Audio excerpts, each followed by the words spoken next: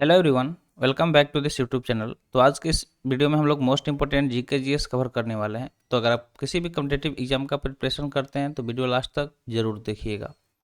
चलिए वीडियो शुरू करते हैं। जल्दी से लाइक कर दीजिए और चैनल पर नए हैं तो जल्दी से चैनल को सब्सक्राइब कर लीजिए। तो आज हम लोग बात करेंगे जो हमारा पृथ्वी है द अर्थ, उसके बारे में कुछ इंपॉर्टेंट क्वेश्चन कवर करेंगे। तो चलिए देखते हैं। सबसे पहला क्वेश्चन है कि सर्वप्रथम किसने कहा कि पृथ्वी है, ठीक है। यानी कि पृथ्वी के एग्जिस्टेंस के बारे में किसने बताया था सबसे पहले।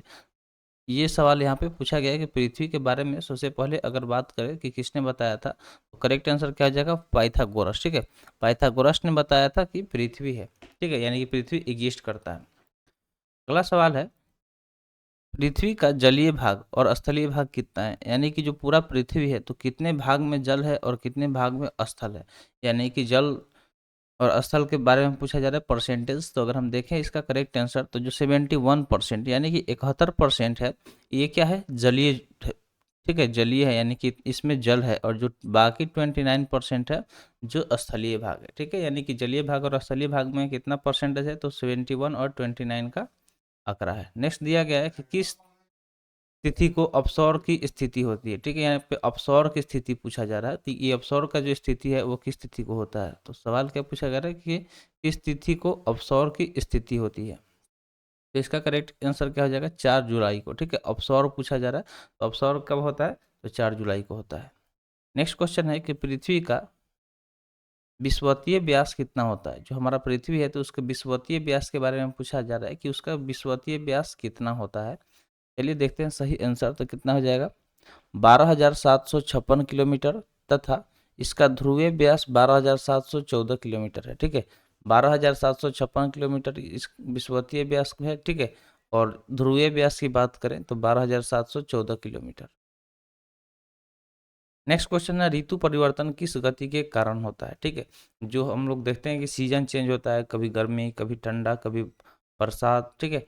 तो इसके बारे में ही पूछा जा रहा है कि ये जो ऋतु में परिवर्तन होता है ये किस गति के कारण होता है। यानी कि पृथ्वी में एक गति होता है जिसके बारे में पूछा जा रहा है, तो उसको हम लोग वार्षिक गति बोलते हैं, ठीक है। वार्षिक गति बोलते हैं। तो वार्षिक गति के कारण क्या होता है कि ऋतु में परिवर्तन देखने को मिलता है। आगे दिया गया है, पृथ्वी अपनी धुरी का चक्कर किस रफ्तार से और कितने समय में पूरा करती है। तो पृथ्वी अपने धुरी पे पूछ रहा है, जो उस अपने अक्ष पे वो चक्कर लगाता है तो कितना समय में लगाता है, वो पूछा जा रहा है कि किस रफ्तार से, ठीक है। यानी कि उसका रफ्तार क्या है और कितने समय में पूरा करती है। तो इसका सही जवाब क्या हो जाएगा, सही उत्तर देखें तो हो जाएगा 1610 किलोमीटर प्रति घंटे की चाल से 23 घंटे 56 मिनट 4 सेकेंड में पूरा करती है, ठीक है।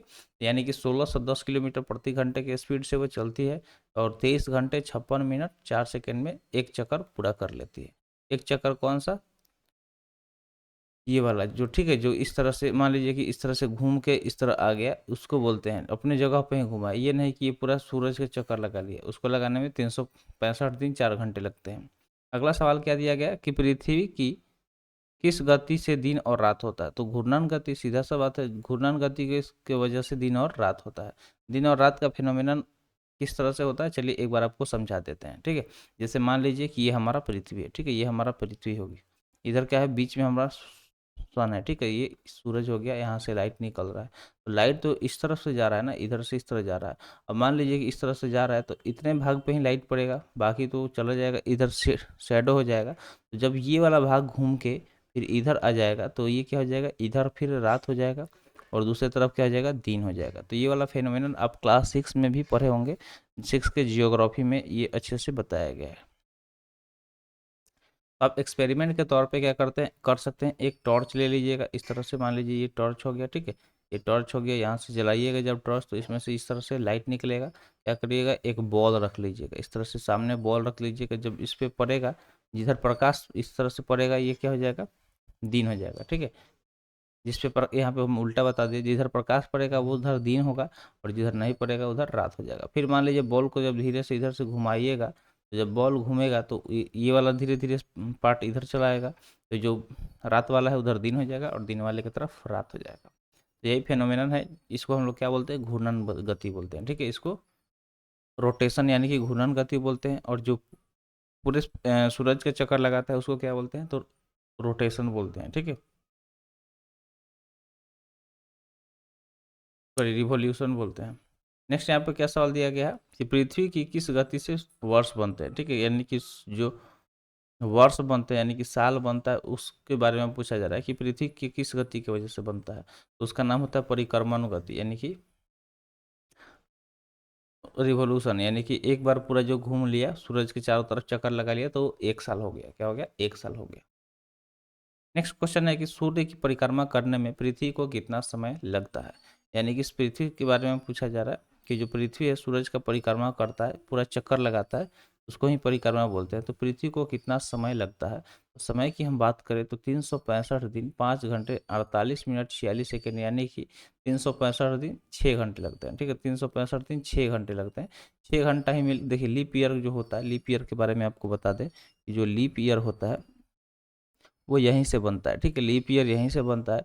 देखिए नॉर्मल तो सबको पता है कि 365 डे इसके इक्वल होता है 1 ईयर के। ठीक है, 1 ईयर के होता है, लेकिन लीप ईयर में क्या होता है 366 दिन हो जाता है। 366 दिन हो जाता है। कैसे होता है? तो ये जो 6 घंटा है, ये 6 घंटा 4 साल में जुड़ेगा, 4 4 बार, तो क्या होगा हर साल एक एक बार 6 6 घंटा को एक्स्ट्रा बचते गया, तो ये क्या होगा कि 6 घंटा 4 साल में मिलके क्या हो जाएगा 24 घंटा बना देगा, जो कि एक दिन रात के इक्वल हो जाएगा, जो क्या होगा एक दिन रात के इक्वल हो जाएगा। तो इस वजह से लीप ईयर में क्या होता है 366 दिन हो जाता है, क्योंकि पृथ्वी अपने अक्ष पे 365 दिन 6 घंटे में चक्कर लगाता है। किसका? तो सूर्य का। नेक्स्ट क्वेश्चन है कि पृथ्वी को सूर्य की एक परिक्रमा करने में लगे वक्त को क्या कहते हैं? तो जो टाइम लगता है कि जिसमें क्या करता है पृथ्वी सूरज का पूरा एक परिक्रमा करता है, उस समय को क्या कहा जाता है? तो उस समय को सौर्य वर्ष कहा जाता है। क्या कहा जाता है? सौर्य वर्ष कहा जाता है उस समय को। नेक्स्ट है प्रत्येक सौर्य वर्ष या कैलेंडर वर्ष में कितना समय बढ़ जाता है? तो हर साल क्या होता है 6 6 घंटा बढ़ते जाता है। ठीक है, प्रत्येक सौर्य वर्ष या कैलेंडर में कितना समय बढ़ता है? तो 6 घंटा बढ़ता है, क्योंकि पूरा साल 365 दिन का होता है, और जो बचा 6 घंटा यही मिलके 4 बार में एक साल एक दिन और बढ़ा देता है। कब बढ़ता है? तो फरवरी में, जिसे हम लोग लीप ईयर बोलते हैं। अगला सवाल दिया गया है आकार और बनावट की दृष्टि से पृथ्वी किस ग्रह के समान है? तो पृथ्वी मतलब सिमिलरिटी पूछा जा रहा है कि एक समान जो है वो किस ग्रह के साथ मतलब देखने में लगता है। तो अगर हम बात करें पृथ्वी क्या, तो पृथ्वी जो है वो शुक्र जैसा लगता है। ठीक है, आकार और बनावट के हिसाब से। तो शुक्र की अगर हम बात करें तो शुक्र को पृथ्वी का बहन भी बोला जाता है। ठीक है, जुड़वा बहन भी बोला जाता है। ठीक है, इसको मॉर्निंग स्टार भी बोला जाता है, इवनिंग स्टार भी बोला जाता है, और हॉटेस्ट प्लेनेट भी बोला जाता है। एम एस से मॉर्निंग स्टार, ई एस से इवनिंग स्टार, एच पी से हॉटेस्ट स्टार, ये सब किसके नाम है? तो ये सब शुक्र के नाम है। ठीक है, और सबसे चमकीला ग्रह भी इसको बोलते हैं। ठीक है, ब्राइटेस्ट, ब्राइटेस्ट प्लेनेट भी इसको बोलते हैं। ठीक है, ब्राइटेस्ट प्लेनेट भी इसको बोलते हैं। आगे देखते हैं अगला सवाल क्या दिया गया। अगला सवाल दिया गया कि पृथ्वी को नीला ग्रह किस कारण से कहा जाता है? तो आप जानते होंगे कि जो हमारा पृथ्वी है यानी कि अर्थ, उसको ब्लू प्लेनेट के नाम से भी जाना जाता है। ब्लू इसलिए उसको बोला जाता है ब्लू प्लेनेट क्योंकि वहाँ की पानी बहुत ज़्यादा उपस्थित है। 70 कितना है 71% सिर्फ पानी ही अवेलेबल है, बाकी 29% लैंड है। तो इस वजह से उसको क्या बोला जाता है? ब्लू प्लेनेट बोला जाता है। नेक्स्ट क्वेश्चन यहाँ पे देखिए, तो नेक्स्ट क्वेश्चन क्या दिया गया है कि सूर्य के बाद पृथ्वी का सबसे निकट का तारा कौन सा है? यानी कि सूर्य के बाद पृथ्वी का सबसे निकट तारा की अगर हम बात करें तो वो कौन सा हो जाए? Proxima Centauri. ठीक है, जो प्रॉक्सिमा सेंचुरी है वो सूर्य के बाद पृथ्वी का सबसे निकट का तारा है। नेक्स्ट क्वेश्चन है पृथ्वी का एकमात्र उपग्रह कौन सा है? पृथ्वी की अगर हम बात करें तो एकमात्र उपग्रह कौन सा है? ये उपग्रह कौन सा पूछा जाए तो नेचुरल उपग्रह। ठीक है, जो प्राकृतिक उपग्रह है उसके बारे में तो चंद्रमा हो जाएगा। ठीक है, उपग्रह क्या होता है? तो देखिए सिंपल से एक चीज़ समझ लीजिए। पहले होता है एक सन। ठीक है, तो जो सन के चारों तरफ चक्कर लगाता है उसको हम लोग बोलते हैं प्लेनेट। क्या बोलते हैं? प्लेनेट। और जो प्लेनेट के तरफ चक्कर लगाता है उसको हम लोग क्या बोलते हैं? सैटेलाइट। समझ गए? तो ये सैटेलाइट हो गया, यानी कि ये इसका चक्कर लगाएगा। ठीक है, और ये जो है ये इसका चक्कर लगाएगा। तो यही माजरा है सन, प्लेनेट और सैटेलाइट में। आगे बढ़ते हैं। नेक्स्ट क्वेश्चन क्या दिया गया? नेक्स्ट क्वेश्चन दिया गया कि चंद्रमा की सतह और उनकी आंतरिक स्थिति का अध्ययन करने वाला विज्ञान क्या कहलाता है? ठीक है, चंद्रमा की सतह और उनकी आंतरिक स्थिति का अध्ययन करने वाला विज्ञान क्या कहलाता है? तो जो चंद्रमा है या फिर उसकी सतह है और उसका आंतरिक स्थिति है, उसको अध्ययन करने वाले विज्ञान क्या कहलाता है, तो सेनेलॉजी कहा जाता है। क्या बोला जाता है, सेनेलॉजी। नेक्स्ट क्वेश्चन है, चंद्रमा पर धूल के मैदान को क्या कहते हैं। जो चंद्रमा पे धूल का मैदान है उसको शांति सागर बोलते हैं। क्या बोलते हैं, शांति सागर बोलते हैं। नेक्स्ट क्वेश्चन है, जीवाश्म ग्रह किसे कहा जाता है। जीवाश्म ग्रह के बारे में पूछा जा रहा है कि किसे कहते हैं। तो जीवाश्म ग्रह से याद रखना कि चंद्रमा को जीवाश्म ग्रह की बोलते हैं। जो चंद्रमा है उसको जीवाश्म ग्रह भी बोला जाता है। अगला सवाल है, चंद्रमा किसकी रोशनी से चमकता है। तो चंद्रमा का खुद का रोशनी नहीं है, वो सूर्य की रोशनी से चमकता है। किसकी रोशनी से चमकता है, तो सूर्य की रोशनी से चमकता है। समुद्र में उठने वाले ज्वार भट्टा की वजह क्या होता है। तो कभी अब देखे होंगे समुद्र में ज्वार और भट्टा उठता है, तो उसका रीजन पूछा जा रहा है कि वजह क्या है।